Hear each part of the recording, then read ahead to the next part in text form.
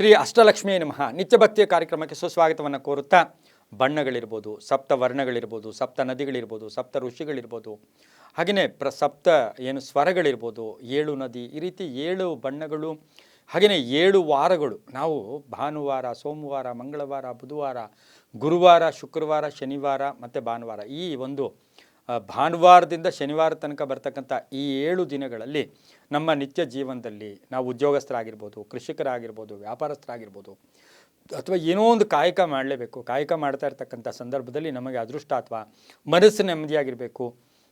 ದಿನವೂ ಸಹ ಆ ದಿನ ಬೆಳಗಿನಿಂದ ಸೂರ್ಯೋದಯದಿಂದ ಸೂರ್ಯಾಸ್ತ ತನಕ ನಾವು ಹಸನ್ಮುಖಿಗಳಾಗಿ ಕೆಲಸ ಕಾರ್ಯಗಳಲ್ಲಿ ಭಾಗಿಯಾಗಬೇಕು ಅಂದರೆ ನಾವು ಉಪಯೋಗಿಸ್ತಕ್ಕಂಥ ವಾಹನ ಕೂಡ ಅದರ ಮೇಲೆ ಪ್ರೀತಿ ಇರಬೇಕು. ಹಾಗೆಯೇ ನಮ್ಮ ಮನಸ್ಸು ನಿರ್ಮಲವಾಗಿರಬೇಕು. ಹಾಗೆಯೇ ನಮ್ಮ ದೇಹ ಕೂಡ ಶಾಂತಿಯಿಂದ ವ್ಯವಹಾರ ಮಾಡಬೇಕು ಅಂದರೆ ಬಹುಮುಖ್ಯವಾಗಿ ನಮಗೆ ಆ ಬಣ್ಣಗಳು ಕೂಡ ಹೆಚ್ಚು ವರ್ಕ್ ಮಾಡುತ್ತೆ, ಹೆಚ್ಚು ಕೆಲಸ ಮಾಡುತ್ತೆ.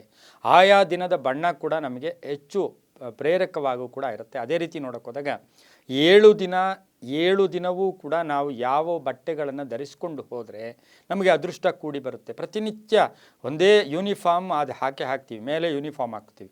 ಎಲ್ಲೋ ಒಂದು ಕಚೇರಿಯಲ್ಲಿ ಕೆಲಸ ಮಾಡಬೇಕಾದ್ರೆ ಅಥವಾ ಆ ಯೂನಿಫಾರ್ಮ್ ಇರಬೇಕಾದ್ರೆ ಅದು ಕಾಮನ್, ಅವರವರ ಇಲಾಖೆಗಳಿಗೆ ಸಂಬಂಧಪಟ್ಟಂಥ ಯೂನಿಫಾರ್ಮ್. ಆದರೆ ಕಾಮನ್ನಾಗಿ ನಾವು ಕಚೇರಿಗೆ ಹೋಗೋ ಸಮಯದಲ್ಲಿ ಅಲ್ಲಿ ಹೋದಾಗ ಯೂನಿಫಾರ್ಮ್ ಹಾಕ್ಕೋತೀವಿ. ಪ್ರಥಮವಾಗಿ ನಾವು ಯಾವ ದಿನ ಯಾವ ಬಟ್ಟೆ ಹಾಕಬೇಕು ನಮಗೆ ಗೊತ್ತು. ಸೋಮವಾರ ಅಂದಾಗ ಶಿವನ ಲಹರಿಗಳಿರುತ್ತೆ, ಚಂದ್ರನ ಲಹರಿಗಳಿರುತ್ತೆ. ಮಂಗಳವಾರ ಅಂತ ಹೇಳಿದಾಗ ಹನುಮನದು, ಸುಬ್ರಹ್ಮಣ್ಯದು, ನಾರಸಿಂಹನದಿರುತ್ತೆ. ಬುಧವಾರ ಅಂದಾಗ ವಿಷ್ಣುವಿಗೆ ಹೆಚ್ಚು ಸಂಬಂಧಪಟ್ಟಿರ್ತಕ್ಕಂಥದ್ದು, ವಿಷ್ಣುವಿನ ಯೋಗ ಇರ್ತಕ್ಕಂಥದ್ದು. ಗುರುವಾರ ಗುರುಗಳ ಲಹರಿಗಳಿರ್ತಕ್ಕಂಥದ್ದು, ಗುರುಗಳ ಅನುಗ್ರಹಕ್ಕೆ ಪಾತ್ರರಾಗಬೇಕಾಗಿರೋದು.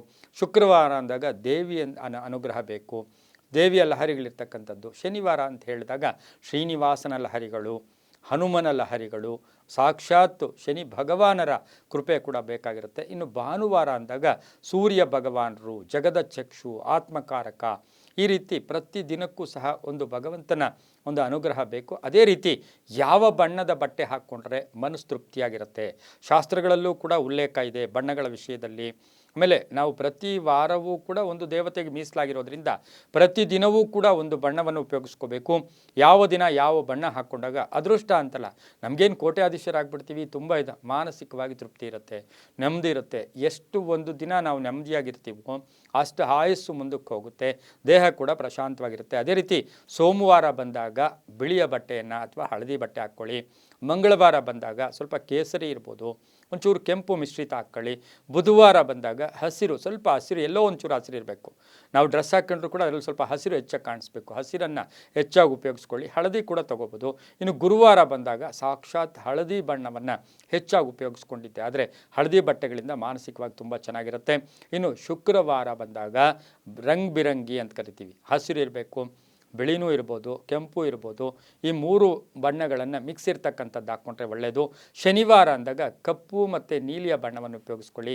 ಸಾಕ್ಷಾತ್ ಭಾನುವಾರ ಅಂತ ಹೇಳಿದಾಗ ಶ್ವೇತವರ್ಣ ಆಗ್ಬೋದು, ಹಳದಿ ಆಗ್ಬೋದು, ಬಿಳಿಯ ಬಟ್ಟೆಯನ್ನು ಉಪಯೋಗಿಸ್ಕೊಂಡಿದ್ದೆ ಆದರೆ ತುಂಬಾ ಒಳ್ಳೆಯದಾಗುತ್ತೆ. ಇವೆಲ್ಲವೂ ಕೂಡ ನಾವು ಮನಸ್ಸು ಚೆನ್ನಾಗಿರಬೇಕು. ಮನಸ್ಸೇ ನಮಗೆ, ಆ ಮನಸ್ಸಿಂದನೇ ನಮಗೆ ತುಂಬಾ ಒಳ್ಳೆಯದಾಗ್ತಕ್ಕಂಥದ್ದು. ಹಾಗಾಗಿ ಆ ಮನಸ್ಸು ಶುದ್ಧವಾಗಿರಬೇಕು ಅಂದರೆ ಈ ರೀತಿ ವಾರಕ್ಕೆ ಒಂದೊಂದು ಬಟ್ಟೆಯನ್ನು ಅಟ್ಲೀಸ್ಟ್ ಸ್ವಲ್ಪವಾದರೂ ಹಾಕ್ಕೊಂಡಿದ್ರೆ ತುಂಬಾ ಒಳ್ಳೆಯದಾಗುತ್ತೆ. ಚಂದ್ರಮಾ ಮನಸೋ ಜಾತಃ, ಚಂದ್ರನೇ ಮನಸ್ಸಲ್ಲಿ ನಮ್ಮ ಹೃದಯದಲ್ಲಿ ತುಂಬಿರೋದ್ರಿಂದ ತುಂಬಾ ಒಳ್ಳೆಯದಾಗುತ್ತೆ.